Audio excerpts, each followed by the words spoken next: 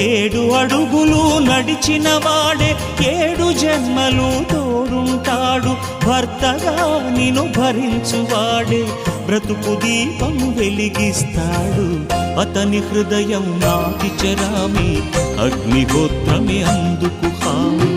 అతని హృదయం నాటి చరామి, అగ్నిహోత్రమే అందుకు హామీ. తెంచుకుంటే తెగిపోతుందా దేవుడు వేసిన బంధం? తెలుసుకో నీ జీవిత గమ్యం, పెంచుకోమానుబంధం.